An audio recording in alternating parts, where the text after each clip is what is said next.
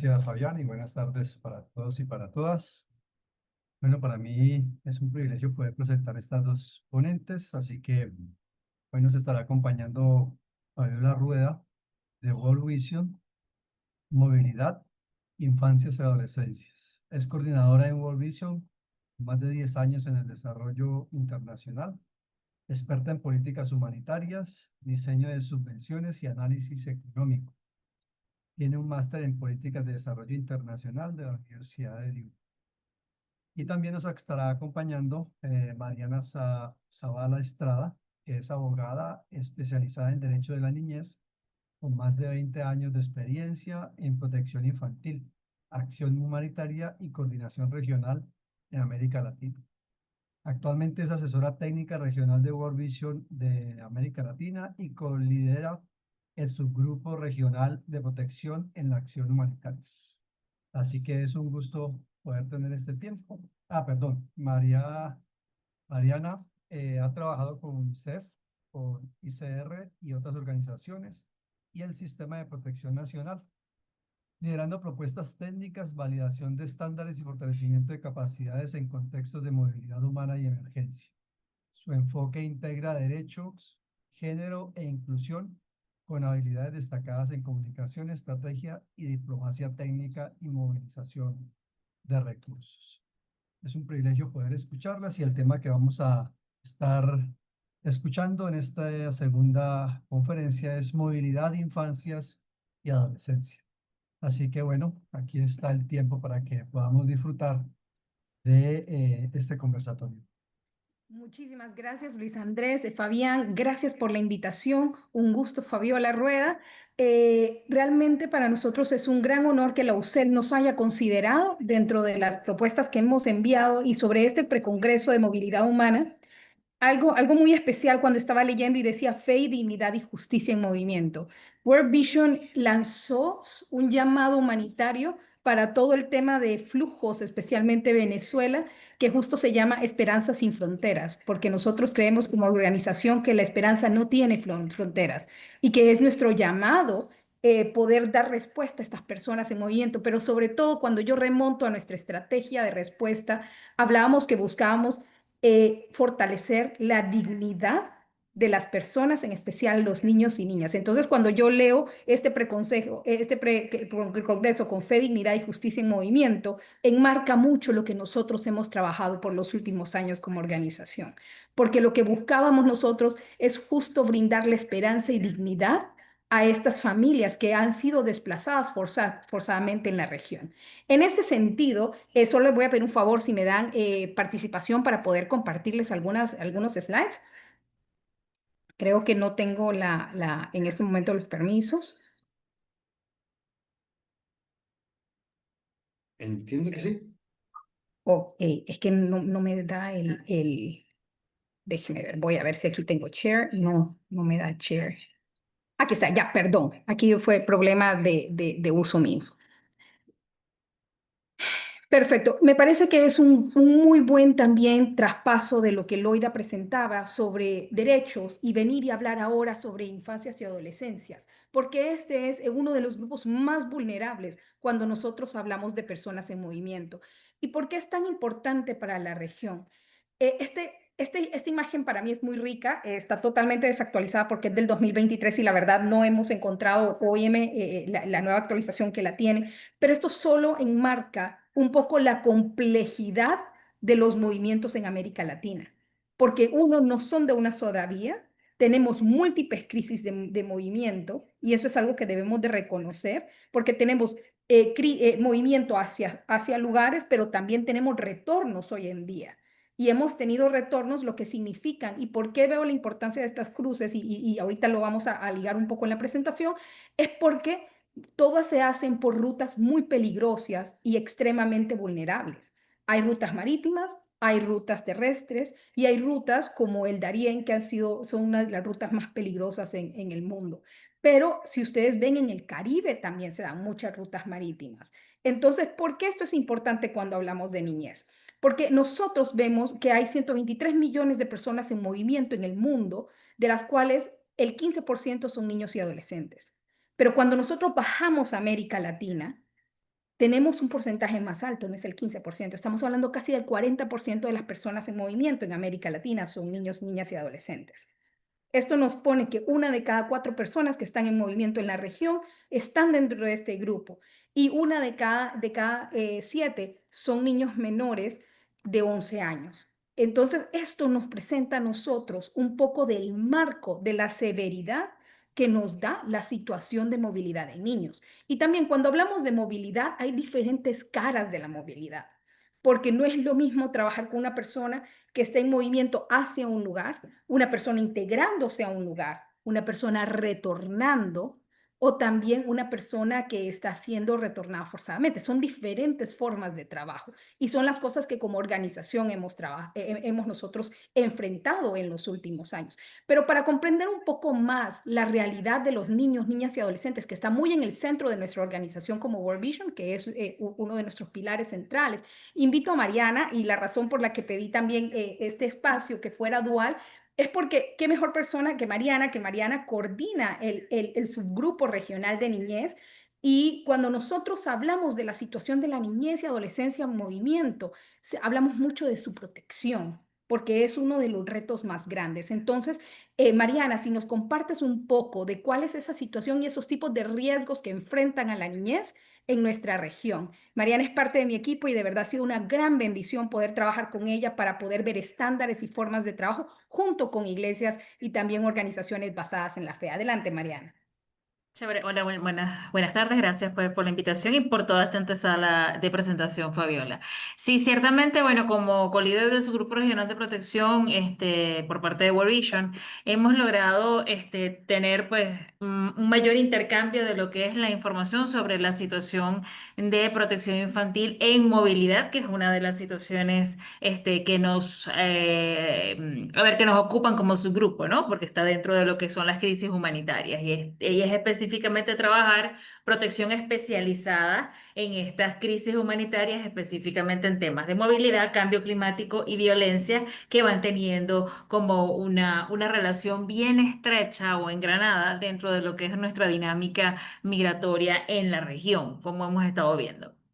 Compartir con ustedes algunas cifras, bueno, con base a análisis regionales que se han venido trabajando, sobre todo pues en este último año que ha sido tan movido. Tenemos que, bueno, que dentro de los niños que se encuentran en tránsito se incluyen los niños no acompañados o separados. Esta categoría en específico nos interesa reforzarla porque siempre desde protección infantil o desde protección a la niñez se busca que en todo momento o en situación que tenga que ver con crisis humanitaria se preserve lo que son los vínculos familiares o se trabaje para prever la separación familiar. Porque bueno, trabajar con niños separados o no acompañados tiene sus implicaciones legales o sistémicas bien particulares. Y también, pues, por supuesto, trabajar, o dentro de esos niños en movilidad, también trabajar con especial atención a los niños discapacitados, que también hay ciertas limitaciones en servicios para su atención. Entre los migrantes tenemos niños que son menores de 11 años y esto implica también que existe una creciente presencia de niños en primera infancia dentro de lo que son las rutas de la movilidad y eso obliga a que los servicios también tengan especial consideración sobre esa situación. Organizaciones como UNICEF reportan cifras en constante aumento sobre niños, niñas, adolescentes no acompañados o separados, especialmente en zonas tan peligrosas como el Tapón del Darién, México y Centroamérica. Tenemos cifras como que 92.000 niños, niñas y adolescentes no acompañados y separados han hecho tránsitos por rutas migratorias en América Latina y el Caribe entre el mes de enero y octubre de este año 2025. También tenemos movimientos significativos sobre el tapón del Darién, donde se registraron más de 30.000 niños no acompañados en lo que va de año, según algunas autoridades que se encuentran dentro de Panamá. Para México específicamente tenemos datos donde nos indican que el Instituto de Migración ha reportado 18.000 niños no acompañados interceptados y en tránsito hacia los Estados Unidos o viniendo de los Estados Unidos con un incremento del 22% con respecto al año pasado, al 2024. En Centroamérica, por su parte, tenemos que Honduras, Guatemala y El Salvador estiman que 1 de cada 5 niños migrantes viaja sin compañía adulta directa en rutas que son de alto riesgo y que tiene esas características que nos hablaba Fabiola hace un ratico. También tenemos que la edad, a ver, dentro del perfil migratorio de lo que son niños, niñas, adolescentes, la edad promedio varía entre los 12 y 17 años, aunque se reporta un incremento, como les decía, de niños menores de 11 años, es decir, en primera infancia. Ahí entonces tenemos, o hemos identificado dentro de las motivaciones para migrar lo que es la búsqueda de la reunificación familiar, porque papá, mamá familiares se fueron y se instalaron y están en mejores condiciones de lo que pueden estar ellos en su país de origen. La violencia, la pobreza extrema, la falta de oportunidades, la falta de acceso a servicios básicos en los países de origen son como, a ver, como algunas de las situaciones principales que se presentan. Pero bueno, dentro de eso es un poco la caracterización de la situación y estadísticas. Vamos entonces a revisar lo que son los riesgos regionales identificados. Tenemos la violencia generalizada y lo hemos visto a lo largo de todo el panorama regional, como algunas situaciones de violencia se han ido incrementando dentro de los países con sus características en específico. En Colombia tenemos un tipo de violencia armada que es distinta a la violencia a los tipos de violencia que se han venido dando, por ejemplo, en el Ecuador. Y entonces eso va dando origen también a situaciones vinculadas a lo que es la migración con sus condiciones en específico, lo que es la pobreza, que está muy vinculada también con falta de acceso a servicios básicos.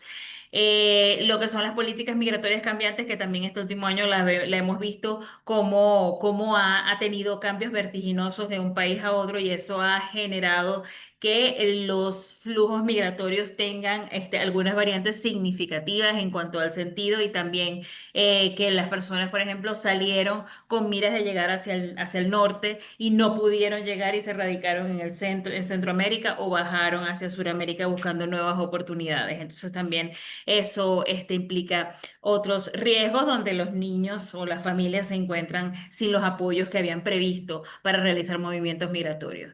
Y por supuesto también, no menos importante, las crisis climáticas que las hemos estado viendo también a lo largo de este año, muy a pesar de que incluso los servicios especializados han sufrido algunas variantes o han disminuido por temas también de financiamiento, los problemas que se han venido presentando este último año. Eso no significa que hemos dejado de tener algunas situaciones en específicas en temas de crisis humanitarias y en este caso en específico vinculados a temas de crisis climática. Entonces, bueno. Específicamente violencia, marcamos el ejemplo de Honduras, El Salvador, de Haití, que son la violencia viene dando, siendo causa principal de la movilidad.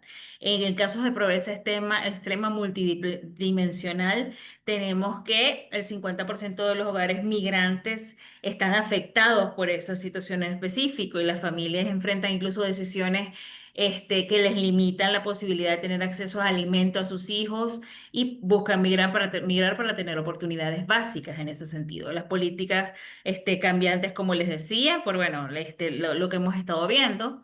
Las situaciones que se han venido dando de cambio climático que generan o han generado más necesidades de asistencia humanitaria específicamente y bueno. Las implicaciones dentro de protección específica vinculada a la atención de niños tiene que ver con sus registros persistentes porque muchos niños no acompañados no son identificados de forma adecuada, lo que limita el acceso a la protección especializada.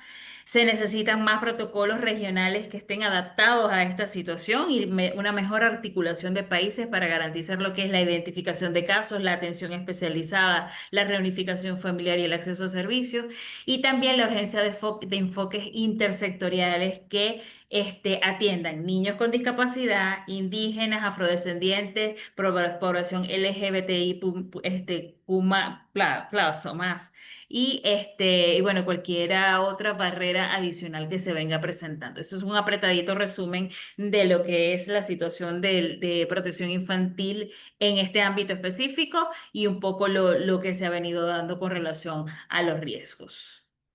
Fabi, ¿me complementas? Sí, no, muchísimas gracias. Y como ustedes bien lo han visto, estamos trabajando hoy en día en una región totalmente cambiante. Y uno de los riesgos más grandes es qué servicios hay disponibles, ¿no? Porque hay una reducción considerable de servicios de protección para los niños. Lo que hemos presentado es mucho más crudo en primera línea, especialmente porque todas estas personas hoy en día carecen más. Si antes había un desafío y una barrera de acceso a servicios, hoy en día es mucho más alta.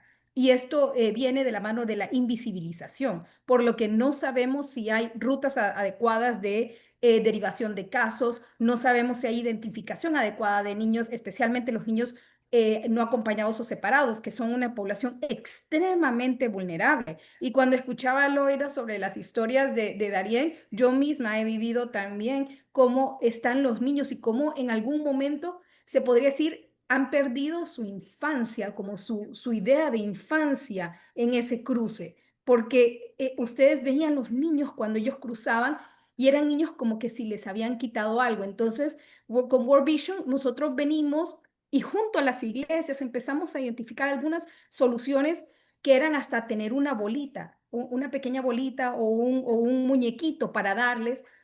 Y eso no es normal en un kit de emergencia humanitario, como muchos sabrán.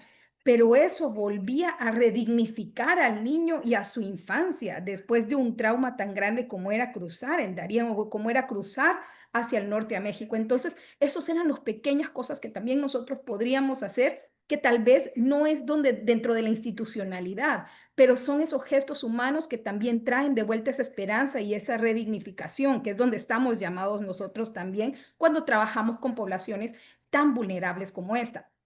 Pero todo esto nos preguntamos, ¿qué rol ha tenido la Iglesia en América Latina con la niñez migrante?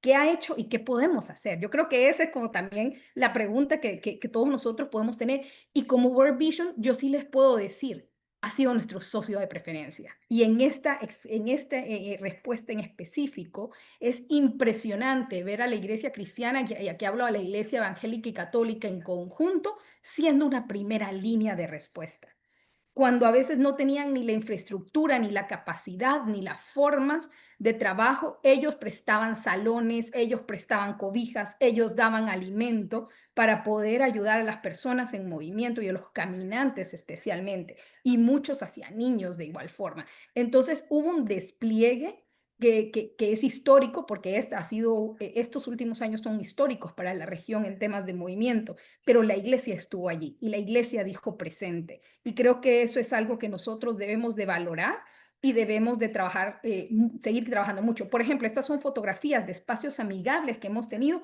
en conjunto con iglesias en los diferentes países de respuesta. Pero ¿qué es lo que veo? Primero, vivimos el Evangelio. Es un socio por excelencia y es una presencia en primera línea. Son quienes conocen la necesidad de las personas, no solo de la comunidad, sino también las personas en movimiento. Tienen una alta capacidad de transformación en actores humanitarios. Y yo creo que aquí es donde viene la sinergia y el trabajo con organizaciones como nosotros, porque es donde les ayudamos a traer esa capacidad y esos estándares para poder cuidar con lo que son los imperativos humanitarios y de respuesta en situaciones de alto flujo, como lo que hemos vivido en los últimos años. Pero sí hay que reconocer que hay una necesidad de formación y capacitación en estos estándares, pero que aquí, como nuevamente digo, es donde nos complementamos.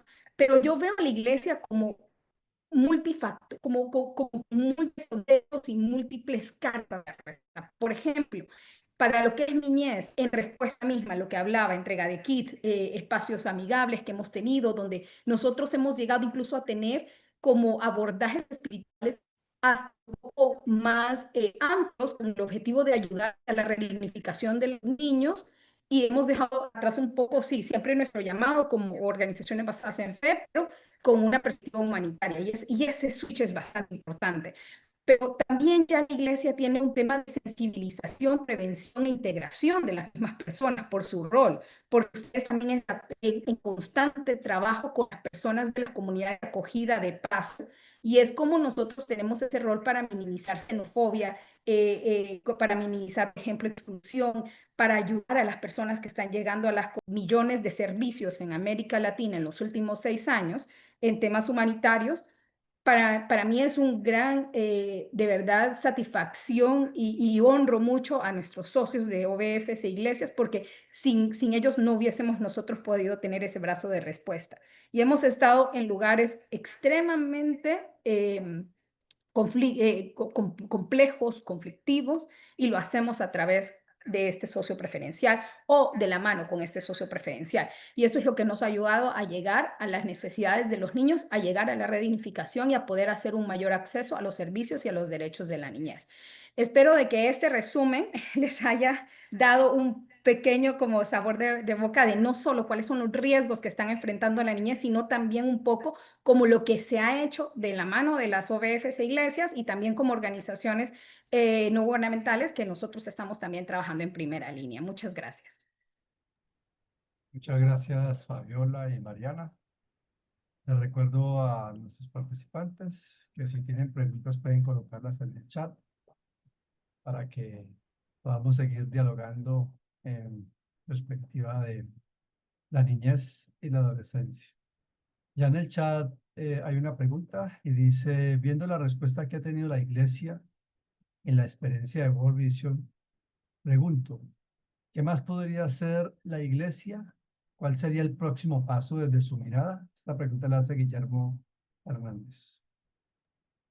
Sí, muchas gracias, Guillermo. Es una pregunta y es un desafío, creo que bastante grande, pero nuevamente yo creo que es un momento para volvernos a llamar a esa respuesta más comunitaria y más directa, especialmente en un momento donde sabemos que hay mucha incertidumbre de qué servicios van a haber disponibles o hay disponibles para esta población. Entonces, aquí viene nuevamente como ese rol de quienes están en esa primera línea y quienes tienen esa presencia continua. Y la iglesia es un actor muy importante. ¿Cuál es el primer lugar donde llegan las personas cuando tienen un problema? Es la iglesia, en una comunidad, muchas veces, y especialmente las personas en movimiento. Entonces, ¿cómo creo yo que podría ser ese paso? Recordemos los inicios de la respuesta, donde como iglesias tal vez no teníamos todos los servicios o todos los apoyos que se dieron en algún momento, y decir cómo podemos redignificar, cómo podemos ayudar incluso a poder referenciar estos niños que están en necesidad de protección o de servicios, cómo podemos identificar situaciones de violencia, cómo podemos identificar situaciones de trata. Y allí es donde creo que nuevamente, por eso decía, el fortalecimiento de capacidades, con esas capacidades blandas y que no son, no estoy hablando de grandes financiamientos, pero sí a través de voluntariado, a través de los ministerios de apoyo social que tiene la iglesia, cómo podemos seguir teniendo esa presencia. Y creo que ese es el siguiente, el próximo paso, que es asegurar como esa presencia y continuidad en primera línea y en los puntos de mayor necesidad, pero con esa voz y la fuerza que tiene también la iglesia en diferentes espacios para visibilizar y continuar visibilizando los riesgos y la situación de vulnerabilidad que tienen los niños, niñas y adolescentes, tanto en lugares de acogida, de retorno o de tránsito, porque estamos en un momento donde las diferentes políticas se están poniendo más duras y hay una criminalización también de la migración. Entonces es cómo nosotros actuamos desde este llamado de justicia que el mismo Evangelio nos lo da. Entonces creo que esa es una gran oportunidad para seguir y venir de esta base de estos últimos años que la iglesia ha ido fortaleciendo para seguir siendo una voz de justicia hacia los niños y niñas. No hay otra pregunta, pero a mí me gustaría plantearle la siguiente. Ustedes han señalado los retos que enfrentan los niños, niñas y adolescentes en movilidad. Desde su experiencia, ¿cómo podemos asegurar que sean reconocidos no solo como víctimas o beneficiarios de asistencia, sino como sujetos de dignidad y esperanza con voz propia en los procesos que les afectan? Esa es una excelente pregunta y nosotros hemos tenido la bendición de, e incluso, y Mariana tal vez aquí me puede ayudar, me estoy acordando del caso de esta chica en Ecuador, una chica migrante venezolana, sujeto de acoso sexual en escuela, hija de pastores también, que ella se unió a los grupos juveniles en Ecuador, en una comunidad bastante violenta. Y cómo a través de la participación en iglesia, cómo a través de la participación social vemos a esta niña florecer y redignificarse a pesar de todo lo que ella vivió, no solo la migración, sino también todo el tema de acoso, de bullying y desde la misma autoridad.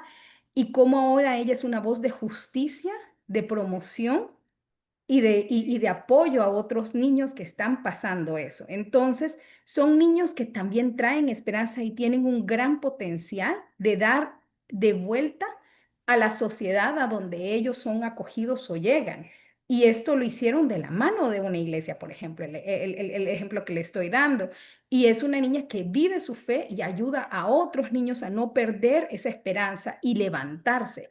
Y entonces sí vemos nosotros cómo lo podemos hacer a través de participación activa, de inclusión y, por ejemplo, en la misma iglesia dar este tipo de ejemplos de cómo transformar y ver también esa parte de impacto positivo de las personas que vienen desde otras comunidades, porque hay desplazamiento interno también, que no hemos hablado de eso. Hay muchas líneas dentro de lo que es movilidad. Entonces es cómo transformarlo hacia algo positivo y de participación conjunta. Ese es el mejor ejemplo de integración y donde ellos pueden redignificar sus situaciones. Mariana, no sé si tienes algún comentario. Sí, también es un poco sensibilizar a lo que son las comunidades y las familias, no solamente sobre el tema de identificación de riesgos, sino también sobre la importancia de la participación de los chicos en sus procesos, de empoderarlos de lo que es su proceso, porque eso eh, los ayuda a resignificar las situaciones de violencia que han vivido, de por las que han pasado. Pero además de eso, los ayuda a servir como ejemplo también de otros muchachos que puedan estar pasando por situaciones similares, para identificar que están pasando por esas situaciones y cómo pueden, rehabilitarse o cómo pueden recuperarse de esas situaciones. Y lo otro es que, bueno, que el sistema de pares también funciona mucho mejor que si yo tengo un adulto diciéndote, este es el deber ser y lo puedes hacer y estimulándote en el proceso, a que un muchacho se lo diga a otro, ¿no? Yo también siempre le digo mucho a las personas con las que trabajamos sensibilización en temas de protección, que es importante la voz de los niños, que, a ver, reconocer que ellos tienen derecho a opinar y ser oídos implica unas tres dimensiones básicas, que es que efectivamente puedan hablar, comunicarse con señas en su idioma, con un intérprete, desde sus conocimientos o desde su capacidad, porque, a ver, no es lo mismo la opinión de un niño de 3 años a un adolescente de 14, pero sí, sí es entender eso. Por una parte, también que el niño, además de que pueda expresarse, sea escuchado por quienes están tomando decisiones que le conciernen. Eso es muy, muy importante y que se sienta escuchado y que además esa opinión sea tomada en cuenta. Son esas tres dimensiones bien, bien importantes que están vinculadas a derecho a opinar y ser oído, pero específicamente a lo que es participación. Y eso se da en todos los procesos y en todos los ámbitos: el comunitario, el cultural, el escolar, el legal, cuando están sometidos a procesos dentro del sistema público incluso, y también pues con operadores dentro del sistema humanitario. Eso es un poco la reflexión que les quería dar. Exacto. Gracias. Bueno, agradecerles por esta enriquecedora perspectiva, porque nos ayuda a ver un poco cómo la niñez también tiene importancia y lo que ustedes terminan diciendo, ¿no? Tienen esperanzas y su voz necesita ser escuchada en medio de todos los procesos que les afectan. Fabián, hasta aquí va nuestra participación y agradecerte por este espacio.